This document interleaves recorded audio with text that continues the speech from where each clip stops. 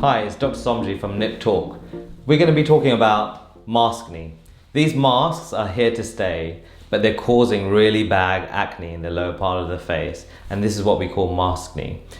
So we're going to be talking about what causes it, how you can prevent it, how you can cure it, and whether there's any long-term scarring associated with it as well.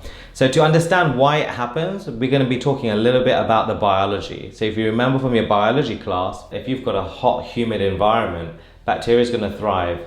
Acne is caused by a bacteria. We don't want that bacteria to multiply. Unfortunately, a mask creates the perfect environment for bacteria to multiply. It provides heat, moisture, and also a little bit of friction adds to the actual heat within that area as well.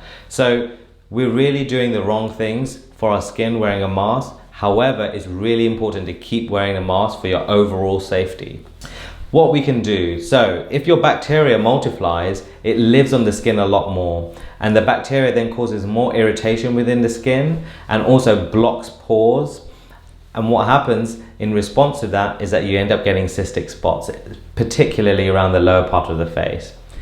Tends to be in small hair-bearing areas, so very fine vellus hairs that you see, so very fine hairs in the lower part of the face. You can sometimes get even more cysts sitting around that area. So it's important to keep the area clean, so make sure you stick to your regime.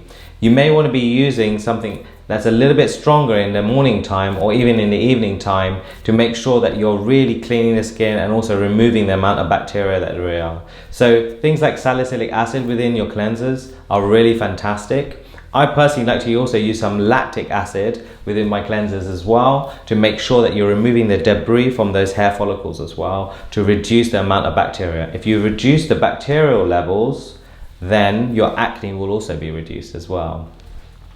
The other thing that we want to be doing is before you're putting that mask on, we also want to be adding a few agents to the skin to reduce the bacteria from multiplying. So there are some what we call substrates, so food for bacteria that they can that you can put on the skin, and this is available in a number of different skincare products, which I can detail below.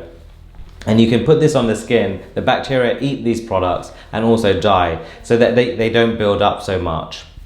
The other thing that we can do is also reduce the amount of water that is lost from the skin. So remember I said that this is a cloth mask and it dries the surface of the skin but creates a humid bacteria.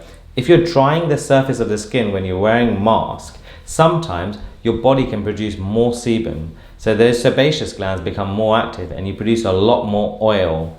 Oil and humidity is a real bad mix for bacteria.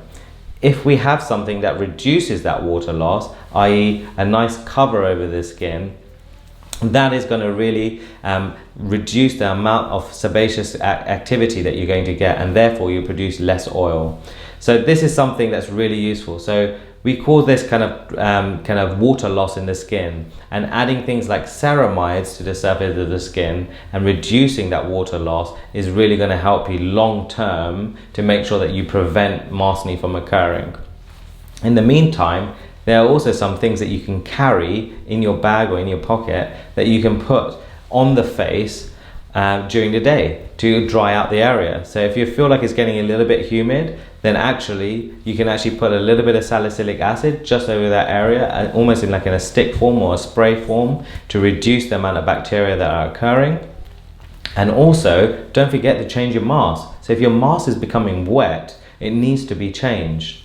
And that's one of the things that we always say, is that the hygiene in masks is really important. So if you're reusing your mask and you're not using these surgical masks and you're using masks that are cloth made, then actually they need to be washed, or you need to be buying 2 or 3 of them and swapping them out on a daily basis, because you'll be building up bacteria and debris and adding to the problem.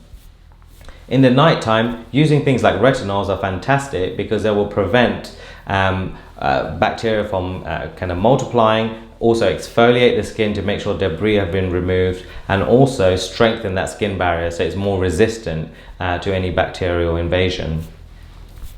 Over time period, if you stick to these routines and stick to these things as a preventative measure, then you can really get a lot better. Don't forget, You can get scarring with acne, so it's important not to pick spots because you can make certain cystic acne a lot worse. So if you feel like you're getting a lot of cysts, then probably visiting your local clinic for some chemical peels are probably a great idea to reduce that bacterial load and reduce that cystic nature. There's also some actual medication that we can prescribe for more resistant cases that can also help you along your way as well.